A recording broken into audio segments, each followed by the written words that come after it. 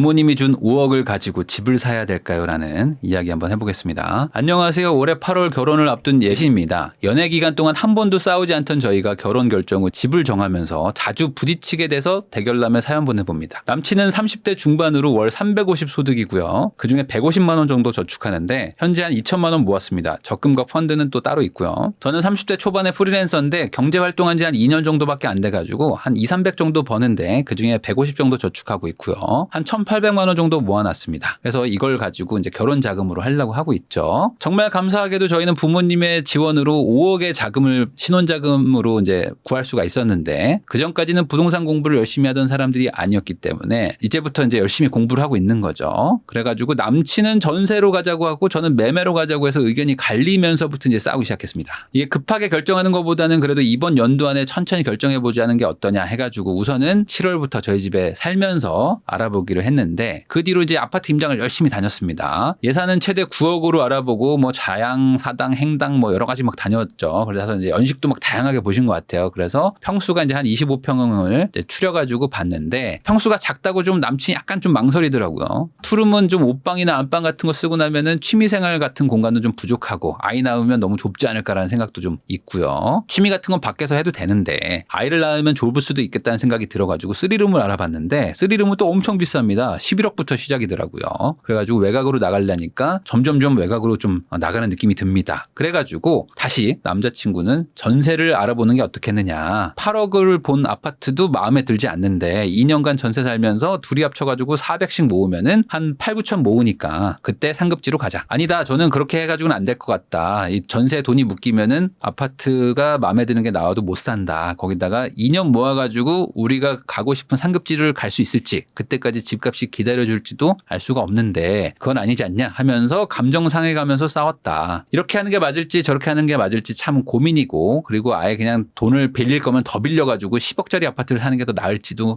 여러 가지 좀 고민이 되는 상황이다라는 게 이 사연이었습니다. 그래서 어떻게 하는 게 좋을까요? 더 이상 남자친구랑 논쟁하면서 싸우고 싶지 않아요 라고 얘기를 해주셨는데 그 지금 여기 실시간 방송 보시는 분들 댓글에도 마찬가지인데 요거 제가 딱 사연 고르자마자 배부른 사연이네요 뭐 이런 거 달릴 거라고 저는 생각했습니다. 근데 바로 막 달리는데 요즘 경기가 안 좋죠. 그러다 보니까 이게 누군가 이제 자수성가하는 것도 좀 싫어. 근데 뭐 부모의 도움을 받아가지고 이렇게 편하게 시작해? 이거 더 싫어. 그래서 이게 반응이 좀 예상되긴 했지만 실질적으로 이 부모님이 돈을 조금 지원을 해줘가지고 신혼부부로 시작하시는 분들도 생각보다 많아요. 그래서 이런 분들도 고민이 다 있다. 그래서 제가 이런 분들을 대상으로 한번 얘기를 해보려고 하는데 오늘 주제는 그래서 뭐 사요가 아닙니다. 뭐 사요라기보다는 좀 사고방식, 마인드에 대한 얘기입니다. 자, 이 두 분이 지금 600만 원 정도를 벌거든요. 근데 이제 한 분은 이제 프리랜서고 그리고 두 분이 저축하는 게 한 300만 원 정도 저축을 하고 있습니다. 그래서 연봉으로 치면 약 한 8천만 원 정도 되지 않을까 생각이 들고 그리고 이제 저축률로 치면 한 50% 정도 됩니다. 그래서 이런 분들이 지금 집을 살려고 하는 거잖아요. 그러면 이게 DSR이라는 게 있습니다. 그래서 대출의 한도가 있죠. 이 한도를 따지면은 사실 10억짜리는 살 수가 있습니다. 그러니까 10억짜리를 못 사는 건 아니에요. 왜 그러냐. 5억의 현금이 어쨌든 있잖아요. 거기다 지금 5억 대출을 받을 수가 있어요. 그러면 월 한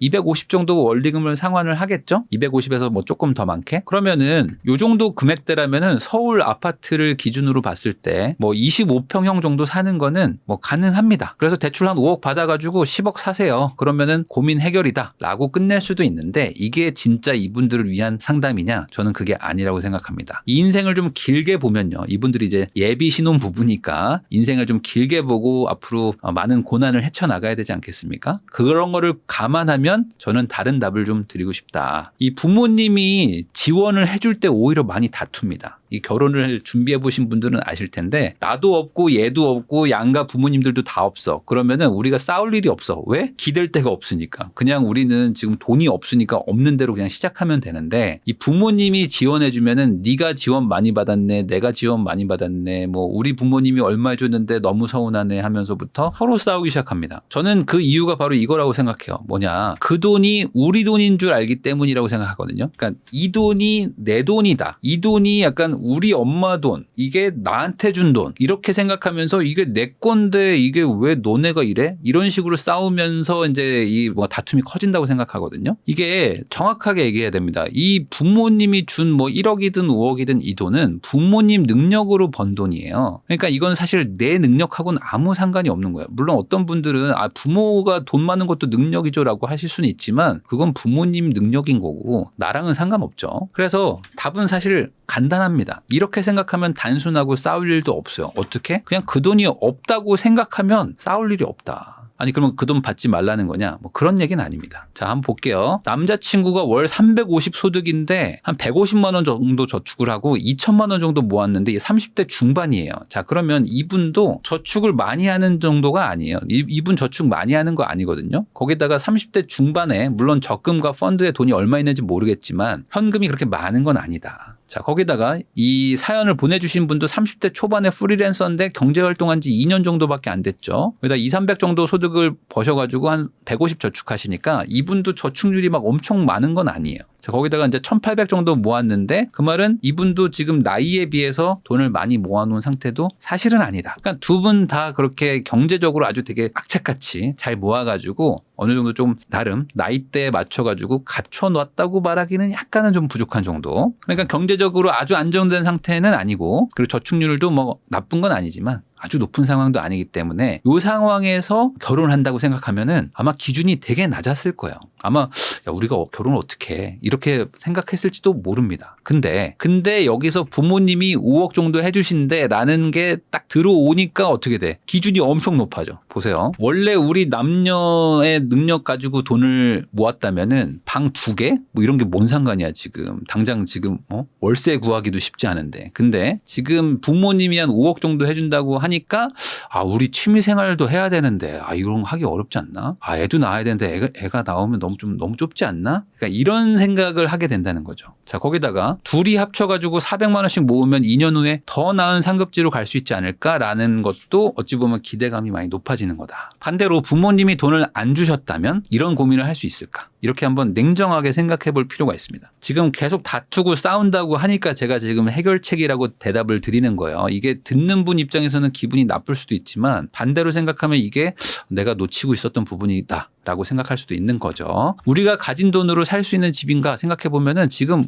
너무나도 내 능력 밖의 물건을 당연하게 생각하고 있는 걸 수도 있다. 이런 생각을 하시는 분들도 있을 거예요. 아니 5억을 잘 불려가지고 투자로 성공하면 좋잖아요. 아니 당연히 좋죠. 사실 그 전까지는 부동산 공부를 열심히 하던 사람이 아니었습니다. 결혼을 생각하고 집을 결정해야 되기 때문에 열심히 공부를 한 거예요. 그러면 지금 관심 가진 시간이 뭐 그렇게 오래 안 됐을 겁니다. 뭐 짧으면 몇 개월, 길어도 1년 정도 이내일 거예요. 자, 근데 이런 분들이 지금 이런 마음이 들 거란 말이에요. 지금 이 사연자뿐만 아니라 많은 분들이 이런 생각이 듭니다. 부모님이 한 2, 3억 정도 해주면은 그건 투자는 투자대로 잘 하겠습니다. 그리고 저축은 저축대로 잘 할게요. 그러니까 내가 둘 다 잘할 테니까 답을 달라고 하는데 사실 그게 그렇게 쉽지가 않습니다. 제가 이제 책을 예전에 썼잖아요. 근데 거기에도 적어놨습니다. 부동산 투자에서 기술은 5%다. 그러니까 기술은 그렇게 중요한 게 아니고요. 실제로 기술은 그렇게 어려운 것도 아닙니다. 오히려 어려운 건 마인드다. 마인드가 95%를 좌우한다고 하는데 저는 이거를 항상 믿고 그리고 실제로 저도 이렇게 생각을 합니다. 마인드가 사실 전부다. 지금 열심히 공부한다고 생각하시겠지만 뭐 임장 다니는 거 있죠. 그리고 뭐 앱을 막 프롭테크 같은 거 막 찾아보고 뭐 데이터 비교해보고 뭐 이런 것들을 하면서 많은 분들이 나는 부동산 공부하고 있어 라고 생각하시는 분들이 많을 거예요. 근데 저는 이 마인드 정립을 하는 게 훨씬 중요하다. 그러니까 우리가 왜 이렇게 집을 사야 되고 우리가 이 집을 사면 언제 팔 거고 이 중간에 어떤 부침이나 어려움이 있어도 우리는 견딜 수 있고 이런 걸 계산을 해야 되고 그리고 우리는 애를 언제 낳아야 되고 그리고 이런 것들을 했을 때 어떤 변수가 무엇일지 이런 것들을 미리미리 생각을 해야 되는데 그게 아니라 그냥 나는 집을 사요 마요.